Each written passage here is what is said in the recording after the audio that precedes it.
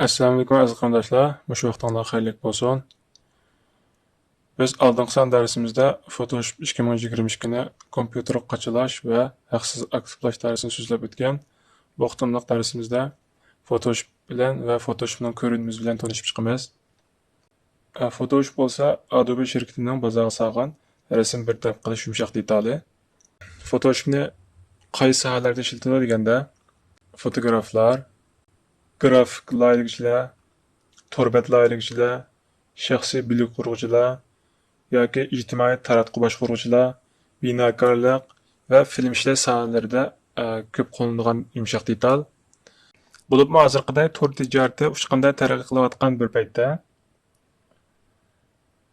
tordagi mahsulotlarimizning rasmini suzak boshqalarni jalb qilish uchun yoki mahsulotlarniki qoplarini loyilash, ranglarini o'zgartirish, ularga unum berish ishlarida intayin ko'p qo'llanilmas. Undan boshqa Photoshopda nima ishlarni qilg'ili oldi deganda, masalan, Photoshopda rangsiz rasmlarni rangli qilg'ili, undan keyin unum belgili bo'ldi. Undan keyin buzilgan rasmlarni remove qilish. Undan boshqa shirkat, korxona va mahsulotlarga o'zimizning olsun yoki boshqalarning olsun xos bo'lgan marka va logoni loyihalagili bo'ldi. Photoshopni yaxshi o'rgansangiz, xiyolingizdagi rasmni reallikqa aylantirib bo'ldi. Photoshopning ishlatish doirasi va iqtidori intayin kuchli. Shunga buni keyingi darslarimizda amaliy tajriba bilan so'zlab o'tamiz. Photoshopni tunji qo'zg'atgan vaqtimizda o'sha holatda bir ko'rinmasi chiqadi bizning qarshimizga. Buning ichida bu new file, bu yangidan hujjat qurish. Biz loyihalamoqchi bo'lgan rasmninki o'lcham cho'ng kichik o'lchamlarni mishatni qurmas. Uning aslidagi open deganimizda biz kompyuterning ichidan akirmoqchi bo'lgan rasmlarni mana open orqali ichib Photoshopga akirmas. Undan boshqa yana bir akirish usuli va eng ustidagi tizimlikdan file. Buni chekkandan keyin open degani buni biz orqali akira olamiz. Yangi hujjat qurishni mana shu new degani biz orqali yangi hujjat qura olamiz. Mush ikkisini ko'proq qo'llanamiz. Undan boshqa bu biz Photoshopni ochgandan keyin har bir loyihalangan rasmning tizimligi mushaga tizilib chiqadi. Hozir men bir tal rasmga kirgan, shu rasm yoki chiqibdi. Agar sizlar yangi qo'shilgan bo'lsanglar, bu rasm chiqmaydi. Bundan boshqa asosiy tizimliklarni asos ishlatmaymiz. Bu sizlar Photoshopni yangi sit va pullik setib olgandan keyin sizlarga Photoshop shirkati bulut bo'shliq beradi. Haqliq setib olgandan keyin shu bo'shliqqa rasmlarni yo'llab yoki shu yerdagi bo'shliqdagi rasmlarni Photoshopga akirib bunda ishlata olasizlar. Şu asosliqi shu ustidagi ikkisini ko'proq ishlatamiz. Avval biz yangi hujjat qurishni boshlaylik. New file bosgandan keyin maholatda ekran qarshimizga chiqadi. Bu biz qurgan batlarninki tizimligi mishaga chiqadi. Undan boshqa save. Buni bosgandan keyin biz o'zimiz ko'proq ishlatadigan saqlab qo'ygan batlar mishaga chiqadi. Masalan 1920-1080. Ben 1380'da 720 degan batni ko'proq ishlatmoqchi bo'lsam, men bu batni ko'znaki saqlab bo'ldi. Masalan, bu yerga ismni o'zgartirsak bo'ladi. Sinoq deb yozib qo'y. Buni bosgandan keyin bu yerga chiqdi. Bu o'zingizga xohlagancha mishaga saqlab olsangiz bo'ldi. Ustidagi tizimliklar biz qurmoqchi bo'lgan batga tez holatda yetishimiz uchun Adobe shirkati bizga oldin belgilab bergan tayyor batlar. Biz bu tayyor batlarga ehtiyoj hech qanday tanshak yapmasdan bevos qurib ishlasak bo'ladi. Agar o'zimiz yangidan bat qurmoqchi bo'lsak, va o'ng tarafdagi xoslikdan son sifirlarni o'zgartirish orqali o'zimiz xohlagan o'lchamda yangi batlarni qura olamiz. Foto masalan 4 sonliq, 6 sonliq rasmlarga tushgan rasmlarni loyihalagan vaqtimizda ishlatamiz. Buni o'zi ta'minlab bergan batlar. Bunun başqa print bas mesela A4 deymiz mana. Mesela kitap, jurnalning taş muqovini layliga vaqtida bizga oldin ta'minlab bergan betlar shu. Uni xalqini tanlab ishlasak bo'ldi. Undan keyin rassomlik odatda Photoshopda cho'tka qural orqali rasm chizgan bo'ldi. Shu rasm chizganlarga bu oldin ta'minlab bergan bet. Undan keyin web to'rbat loyihalar ishlatadi. Buni darsimizning davomida buni so'zlab o'tamiz. Undan boshqa mobil. Bu mobilning o'zinglar telefonlarning taglik rasmini o'zinglar xohlagancha loyilamoqchi bo'lsanglar, shu telefonlarning tipini o'shadan tanlab, shu tip bo'yicha qilsanglar bo'ldi. Yoki uni boshqa Androidga yumshoq detal app loyilagichilar avval Photoshopda ko'rinmani loyilab olib, undan keyin kod yozish orqali foydalanadi. Undan boshqa film, video bu film bir taraf qilishga bo'ldi Photoshopda. Masalan, filmlarni Photoshopga kirib, ortiq yana kesib chiqarib o'tib, bir necha filmni birlashtirib, undan keyin ovoz berib, ovozning ikki filmni o'rtasiga unum berib, undan boshqa filmlarga rang va unumlarni bera olamiz. Buni filmimizning davomida so'zlab o'tamiz. Qaraydigan bo'lsanglar, o'ng tarafdagi xosligi bu har bir tizimlikni ochgandan keyin bu o'ng tarafdagi xosligi o'zgaradi. Mana. Bu Adobe şirkati bizga oldin belgilab bergan tayyor betlarninki o'lchimi. Biz buni o'zimiz xohlagancha yangidan bet qurmoqchi bo'lsak, shu sifirlarni o'zgartirish orqali qurib olsak bo'ladi. Masalan, hozir mening kompyuterimning ekrani 1920 da 1080. Buni mush holatda ochsam bo'ldi. Ochmoqchi bo'lgan betninki ismini yozib olamiz. Qarasak mana bu yerda kengligi 1920, egizligi 1080. Mush holatda. Agar men buni ta'tirisini qilmoqchi bo'lsam, tik holatda mana bosgandan keyin mana avtomatik o'zgaradi bu. Kengligi 1080, egizligi 1920. Shunga sizlar qurmoqchi bo'lgan betninki egizlik kengligini mush orqali tanishsanglar bo'ldi. Undan boshqa bu rasmninki suzukligi. Odatda xalqaro o'lcham 300 chiqadi. Buni 150, 300 o'zinglar tanishib ishlatsanglar bo'ladi. Undan boshqa rangning tiplari bu RGB degani redning qizilninki bosh harfi, green yeşilninki bosh harfi, blue ko'k rangninki bosh harfi. Bu ishqlarni tarkib topgan.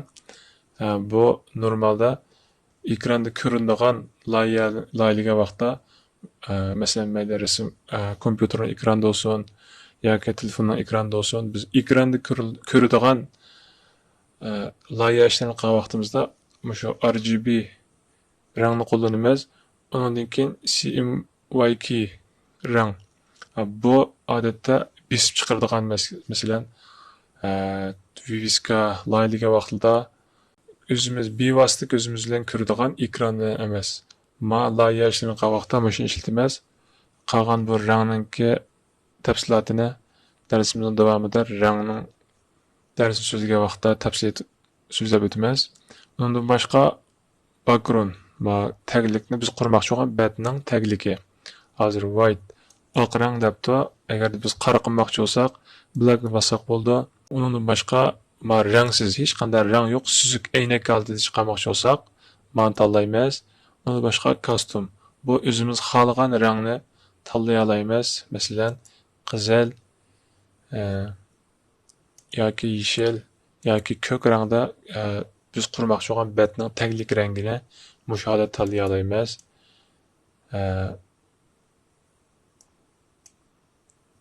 Masalan, ko'k holatda Açmoqchi, masalan, create. Mana. Betni qurgandan keyin bu holatni ko'randa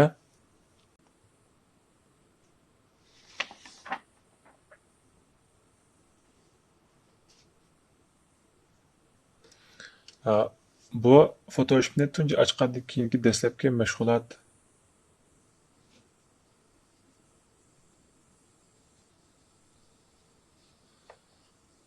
Biz Photoshopni tunji ochgandan keyingi mashg'ulot ko'znagi bilan biroz tanishib chiqaylik. Qaraydigan bo'lsak, Photoshopda nurg'unlagan ko'znaklar bor. Buning ichida eng ko'p qo'llanilgan ko'znak qavat ko'znagi. Mana. Mushu qavat ko'znaklar eng ko'p ishlatilmas. Uningdan boshqa yana ko'p ishlatilgan qurollar. Qurollar mana ko'rganingdek sol tarafdagi qurollar tizimligi. Bu qurollar tizimligini keyingi darsimizda har bir qurolni nimaga ishlatamiz, qanday ishlatamiz, buni tafsil so'zlaymiz. Bundan boshqa ustidagi tizimlik stoni, bu tizimlik stonining har biri o'xshamaydi. Buni dars davomida amaliy mashq bilan so'zlab o'tamiz. Bundan boshqa Photoshopning ko'znaklarni, qurollar tizimligini xohlagancha o'zgartira olamiz. O'zimiz xohlagan qaysi qulaylik bo'lsa, shuni odatda qurollarni tizib yoki ko'znaklarning o'rnini almashtirib ishlata olamiz. Qaraydigan bo'lsak, mana Photoshopning eng usti o'ng tarafida bu tizimlikli bir qator tizimliklar bor. Undan boshqa Windowsning ichida mana ikkinchisida bu yerda bizga Photoshop oldin ta'minlab bergan qurollar va ko'znaklar tizimligini biz qilmoqchi bo'lgan ishga qarata o'zi tavsiya qilib oldin belgilab bergan tizimliklar bor. Biz mush orqali qilmoqchi bo'lgan ishga qarata o'zgartib ishlasak bo'ldi. Masalan, men 3D ishni qilmoqchi, masalan, bir rasmni 3D holatda o'zgartib, u ishni qilmoqchi bo'lsam, 3D ni tanlab mana. Hozir 3D ni tanladim. Qarasanglar, ma o'ng tarafdagi ko'znaklar 3D loyiha ishlarini qilgan vaqtda ishlatilgan holatiga o'zgardi. Mana qarasak, bu yerdagi ko'znaklar ba'zi yo'q ko'znaklar qo'shildi. Undan boshqa grafik and web grafik ishlarini qilganligimni qarasak mana yana tarafga o'zgardi, ko'znaklar o'zgardi. Undan keyin motion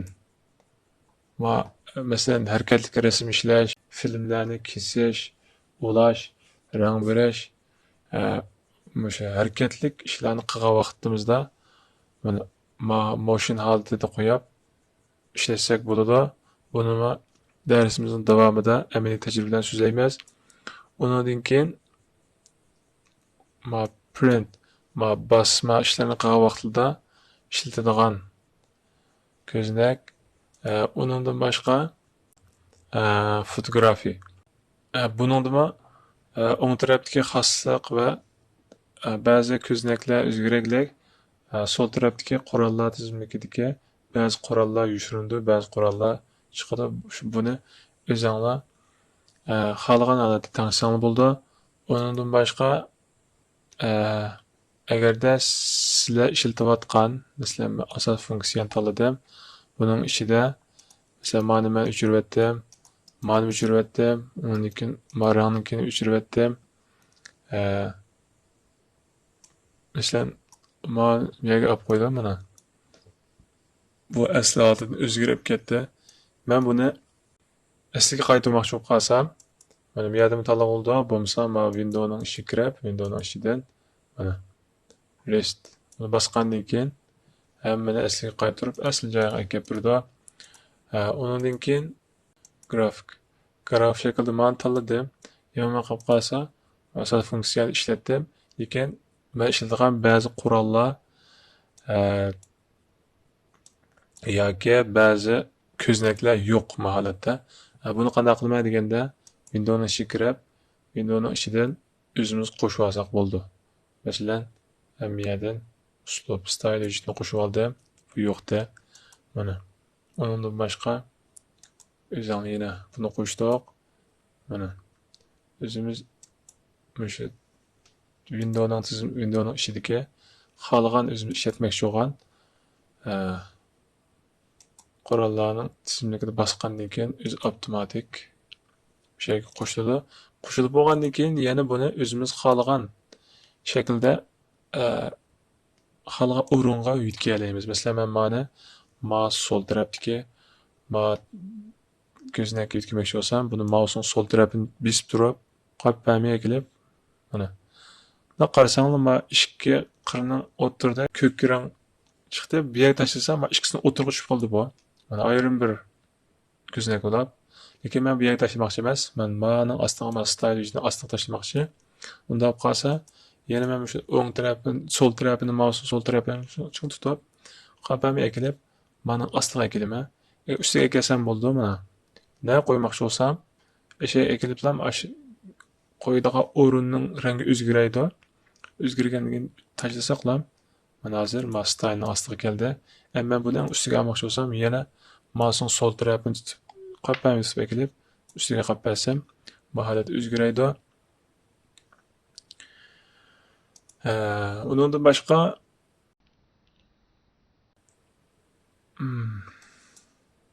mani qoşdum.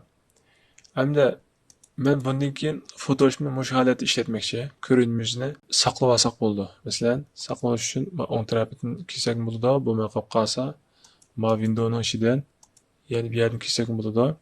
Hemen hazır many oň tarapdaki gözlekni qoşay, bunun içinden many basgandan keyin, mesela daimlikda bizip qoy. Daimlik işletilen göznek aldım şu haleti bolsun dep bunu baskandan keyin qarasaňlar mana bu ýerge qoşuldy. Eger men bunu 3D6 ga kelsem yoki Motion 6 ga kelsem mana qaraňlar. Bu ýerdeki qorallarym ýokap ketdi. Ondan keyin men qorallar tizimlikdeki miyam özgürip ketdi, hazır özgerdi bir ýer. Emdi men bunu daimlik özüm tanlagan, özüm has işletişke tanlap koygan gözlekli işletmekçi olsam, onu baskandan keyin mana hemmesi asli geldi. Hem yine müşahadat işletkenden keyin mi? Mesela mana daimlik müşahadat işletkenden keyin mi bazı kurallar ýokap ketdi mesela bir ýerden. İhtiýatsızlykdan isep mesela men kuralını öçürüp etdim mana. Sen bir ýerde öçürüpsem, ýa-da ýokap ketdi. Emdi ýokap ketkeni ýani ýerden birden-bir ekirişimden hajdy ýok. Men oň tarapdan kirip daimlikni asli gaýtyrýyşyny basgandan keyin ýani hemmesi asli keldi. Müşahadatda taňşap işletsek bolady. Onundan başga garaýan bolsak, kurallar tizimlikiniň qarasak haslygy.